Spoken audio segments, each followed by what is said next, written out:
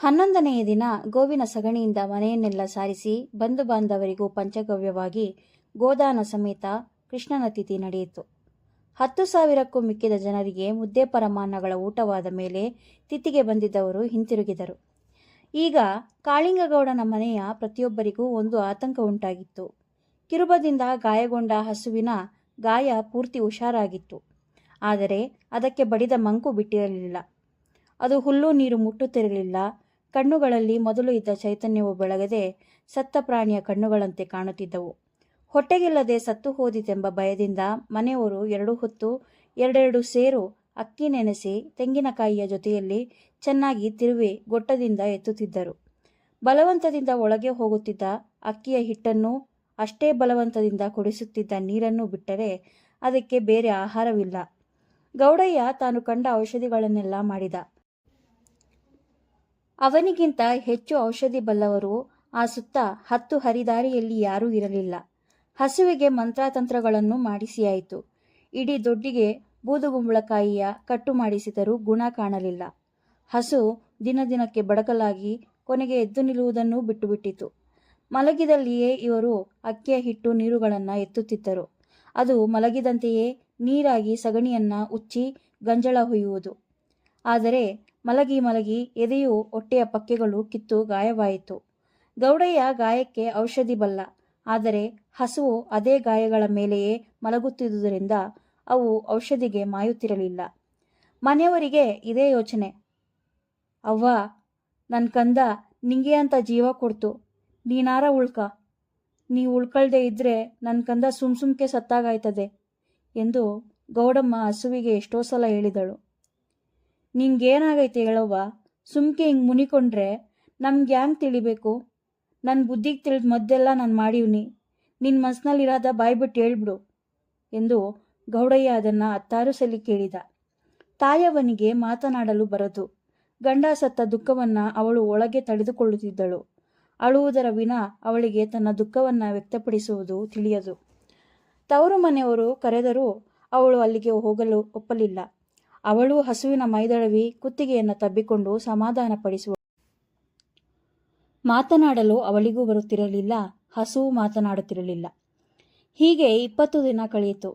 ಕೊನೆಗೆ ಹಸು ಅಕ್ಕಿಯ ಹಿಟ್ಟನ್ನು ಕುಡಿಯುತ್ತಿರಲಿಲ್ಲ. ಬಲವಂತವಾಗಿ ಗೊಟ್ಟದಿಂದ ಕುಡಿಸಿದರೆ ಕಕ್ಕಿಕೊಂಡು ಬಿಡುತ್ತಿತ್ತು. ಮನೆಯವರೆಲ್ಲರೂ ಅದರ ಆಶೆಯನ್ನು ಬಿಟ್ಟರು. ರಾತ್ರಿಯ ಹೊತ್ತು ಸಹ ಒಬ್ಬರು ತಪ್ಪ ಒಬ್ಬರು ಎಚ್ಚರವಾಗಿದ್ದು ಅದರ ಶುಶ್ರೂಷೆ ಮಾಡುತ್ತಿದ್ದರು. ಸಾಯುವ ಮೊದಲು ಹೊರಳಾಡಲಿಲ್ಲ, ಕೈಕಾಲುಗಳನ್ನು ಆಡಿಸಲಿಲ್ಲ. ಈ ಹಿಂದೆಯೇ ಸತ್ತು ಹೋದ ಶರೀರವೊಂದು ಈಗ ತನ್ನ ವ್ಯಾಪಾರವನ್ನು ಮುಗಿಸುವ ರೀತಿಯಲ್ಲಿ ತನ್ನ ಉಸಿರನ್ನು ಹೊರಹಾಕಿತ್ತು. ಮತ್ತೆ ಒಳಕ್ಕೆ ಎಳೆದುಕೊಳ್ಳಲಿಲ್ಲ. ಸಾಯುವುದು ನಿಶ್ಚಿತವೆಂದು ಎಲ್ಲರಿಗೂ ಮೊದಲೇ ಗೊತ್ತಿದ್ದರೂ ಸತ್ತಾಗ ಮಾತ್ರ ಮನೆಯವರೆಲ್ಲರೂ ಒಂದು ಸಲ ಗಟ್ಟಿಯಾಗಿ ಅತ್ತರು. 22 ದಿನದ ಹಿಂದೆ ಮನೆಯ ಮಗ ಸತ್ತ ದುಃಖವು ಈ ಹೊಸ ದುಃಖದಲ್ಲಿ ಹಳೆಯದೆನಿಸಿರಬಹುದು. ಗೌಡಮ್ಮ ಅದರ ಮೃತ ಶರೀರವನ್ನು ತಬ್ಬಿಕೊಂಡು ಕೊನ್ಗೂ ಸತ್ತೋಯ್ದೇನವ್ವ ಎಂದು ಕಣ್ಣೀರುಗರಿದಳು. ಗೌಡನ ಮನೆಯಲ್ಲಿ ಈ ಹಿಂದೆ ಯಾವ ಹಸುವು ಸತ್ತಿರಲಿಲ್ಲವೆಂದಲ್ಲ. ಸಾಮಾನ್ಯವಾಗಿ ರೋಗ ರುಜಿನಗಳಿಗೆ ಪಕ್ಕಾಗಿ ಅರೆಯಾಯಸ್ಸಿನಲ್ಲಿ ಅವನ ದೊಡ್ಡಿಯ ದನಗಳು ಸಾಯುತ್ತಿರಲಿಲ್ಲ. ಆ ಸುತ್ತಿನಲ್ಲಿ ಯಾರ ದನಕ್ಕೆ ರೋಗ ಬಂದರೂ ಅವನು ಹೋಗಿ ಔಷಧಿ ಮಾಡಿ ಗುಣಪಡಿಸುತ್ತಿದ್ದ. ತನ್ನದಾಗಲಿ ಕಂಡವರದ್ದಾಗಲಿ, ಕೊನೆಗೆ ಅವನ ಶತ್ರುಗಳದ್ದೇ ಆಗಲಿ, ಗೋವಿಗೆ ರೋಗ ಬಂದಿದೆ ಎಂಬುದನ್ನು ಕಿವಿಯಲ್ಲಿ ಕೇಳಿದ ಮೇಲೆ ಹೋಗಿ ಔಷಧಿ ಮಾಡದಿದ್ದರೆ ತಾನು ಸತ್ತ ಮೇಲೆ ಎಂತಹ ನರಕದಲ್ಲಿ ಬೀಳಬಹುದು ಎಂಬ ಕಲ್ಪನೆಯಿಂದಲೇ ಅವನ ಮೈ ಬೆವರುತ್ತಿತ್ತು. ಎಷ್ಟೋ ಸಲ ಔಷಧಿ ಮಾಡಿದರೂ ಅವನ ದೊಡ್ಡಿಯ ದನಗಳು ಸಾಯುತ್ತಿದ್ದವು. ಆದರೆ ಅವನ ಜೀವಮಾನದಲ್ಲಿ ಅವನ ದೊಡ್ಡಿಯ ಒಂದು ದನವು ಹುಲಿ ಕಿರುಬದ ಏಟಿಗೆ ಸಿಕ್ಕಿ ಸತ್ತಿರಲಿಲ್ಲ. ಈಗ ಈ ಹಸುವು, ಅದರಲ್ಲಿಯೂ ಪುಣ್ಯಕೋಟಿಯ ತಳಿಯ ಹಸುವು, ಕಿರುಬದ ಏಟಿಗೆ ಸಿಕ್ಕಿ ಸತ್ತು ಹೋಗಿದೆ. ಕಿರುಬದ ಪಂಜರದ ನಂಜು ವಾಸಿಯಾಗಿತ್ತು. ಆದರೂ ಹಸು ಮಂಕು ಹಿಡಿದು ಜೀವ ಬಿಟ್ಟಿತ್ತು. ಯಂತ್ರ ಮಂತ್ರ ಕಾವು ಕಟ್ಟು ಯಾವುದೂ ಫಲಿಸಲಿಲ್ಲ. ಹಸು ಯಾಕೆ ಸತ್ತಿತು? ನನ್ನ ಮಗ ಜೀವ ಕೊಟ್ಟದ್ದೇ ಸುಳ್ಳೆ? ಅವನೇನು ಹೇಡಿ ಮನಸ್ಸಿನಿಂದ ಜೀವ ಕೊಟ್ಟನೆ? ಗಂಡು ಅಂದರೆ ಗಂಡು ಮಗ ಅವನು ಹೇಡಿ ಮನಸ್ಸಿನ ಹುಡುಗ ಅಲ್ಲ ಎಂದು ಗೌಡ ತನ್ನಲ್ಲಿ ತಾನೇ ಎಂದುಕೊಂಡ. ಇನ್ನು ಸತ್ತ ಹಸುವನ್ನು ಹೂಳಬೇಕು.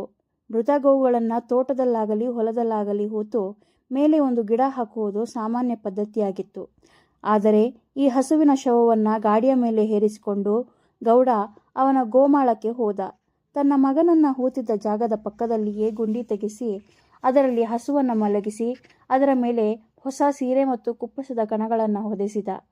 ಒಂದು ಸೇರು ಅಕ್ಕಿ, ಉಪ್ಪು, ತೆಂಗಿನಕಾಯಿಗಳನ್ನು ಪಕ್ಕದಲ್ಲಿ ಇಟ್ಟು ಒಂದು ಮಗ ನೀರನ್ನು ಮೇಲೆ ಸುರಿದು ಗುಂಡಿಗೆ ಮಣ್ಣು ಮುಚ್ಚಿಸಿದ.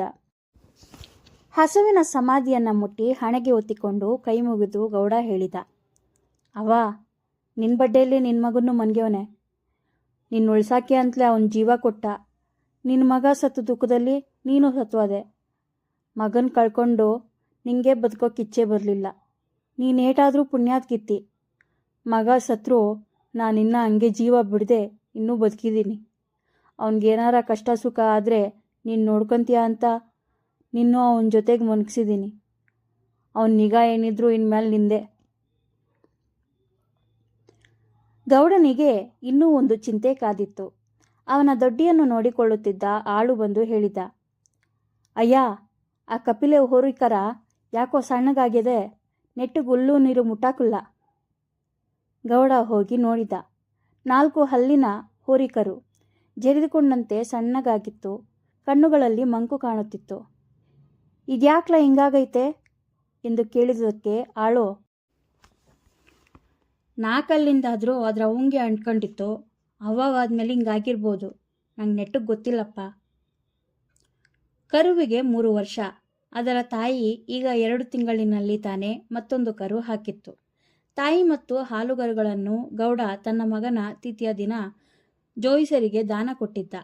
ತಾಯಿಗೆ ಮತ್ತೊಂದು ಕರುವಾಗಿದ್ದರೂ ಇದು ತಾಯಿಗೆ ಅಂಟಿಕೊಂಡಿತ್ತು. ರಾತ್ರಿಯ ವೇಳೆ ಹೋರಿಗಳ ಭಾಗದಲ್ಲಿ ಕಟ್ಟುತ್ತಿದ್ದರೂ ಹಗಲು ಹೊತ್ತು ತನ್ನ ತಾಯಿಯ ಹತ್ತಿರಕ್ಕೆ ಹೋಗುತ್ತಿತ್ತು. ತಾಯಿ ಮಗ ಇಬ್ಬರು ಪರಸ್ಪರ ಸ್ವಲ್ಪ ಹೊತ್ತು ಮೂಸಿ ನೋಡಿ ಮೈನೆಕ್ಕುತ್ತಿದ್ದವು. ಈಗ ತಾಯಿಯು ಅಲ್ಲಿ ಇಲ್ಲ. ಕರು ಜರಿದುಕೊಂಡಿರುವ ಕಾರಣವು ಗೌಡನಿಗೆ ಚಟ್ಟನೆ ಹೊಳೆದು ಬಿಟ್ಟಿತು. ಆದರೆ ಈಗ ಮಾಡುವುದೇನು? ಅದರ ಅವ್ವನನ್ನು ದಾನವಾಗಿ ಕೊಟ್ಟಾಗಿದೆ. ಅವಳು ಇನ್ನೂ ಮತ್ತೆ ಈ ದೊಡ್ಡಿಗೆ ಬರುವಂತಿರಲಿಲ್ಲ. ಈ ಗಂಡು ಮಗನನ್ನು ಮುಂದಿನ ಹೊನ್ನಾರಿನ ಹೊತ್ತಿಗೆ ನೇಗಿಲಿಗೆ ಕಟ್ಟಿಸಬೇಕು ಎಂದು ಅವನು ಲೆಕ್ಕ ಹಾಕಿದ್ದ.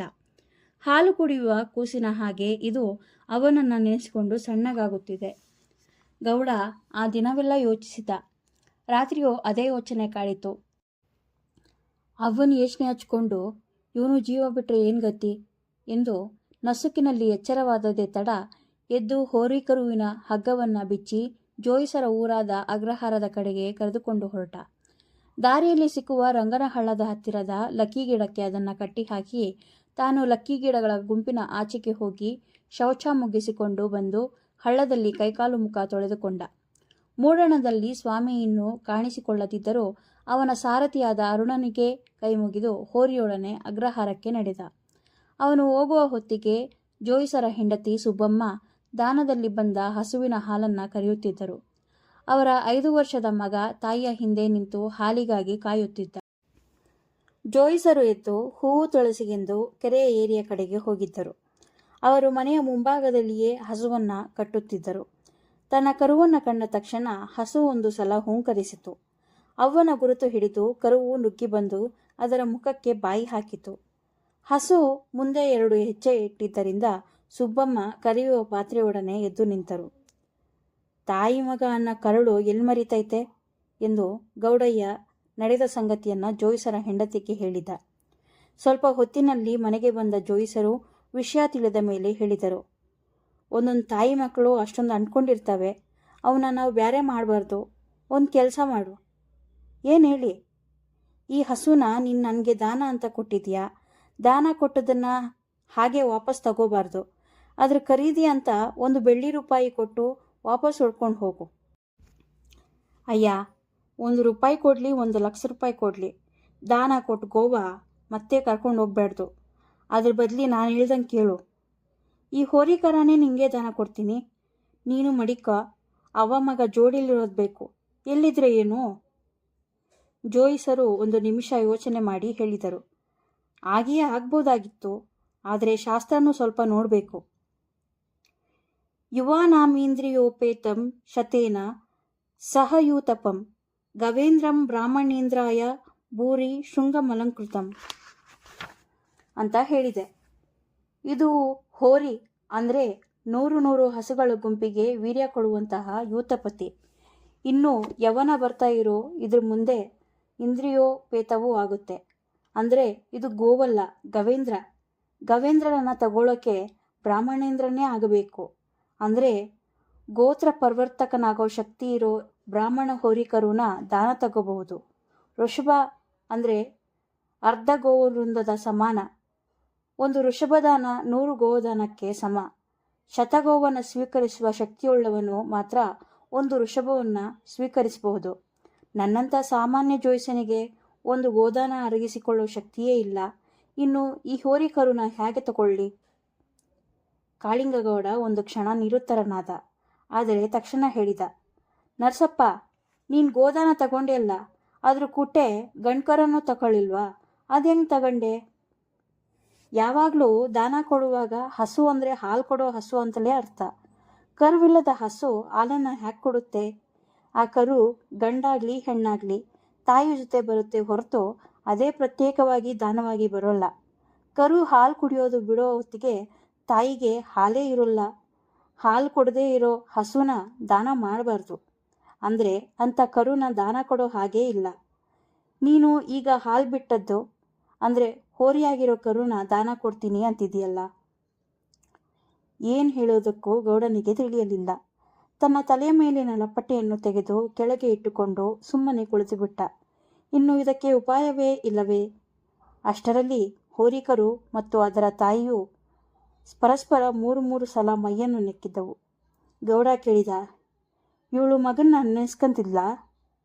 ಅದೇನು ಮಾಡ್ತಿತ್ತೋ ನಂಗೆ ಗೊತ್ತಾಗ್ತಿರ್ಲಿಲ್ಲ.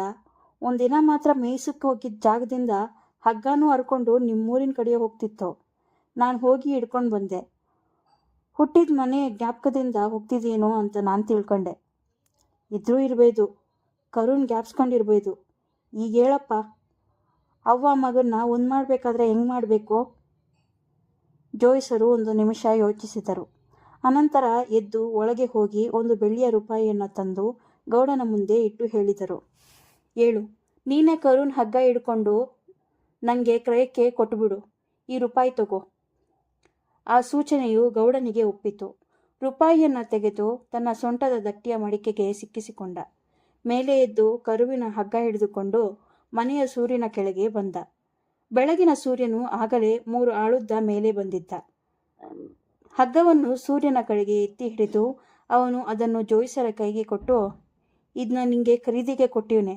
ಆಕಾಶದಲ್ಲಿ ಏರ್ತಾ ಇರೋ ಆ ಸ್ವಾಮಿ ಇಲ್ಲೇ ನಿಂತು ಕಂಡು ನೋಡ್ತಾ ಇರೋ, ಇದ್ರ ಅವ್ವ ಗೋಮಾತೆನೇ ಸಾಕ್ಷಿ ಎಂದು ಹೇಳಿದ.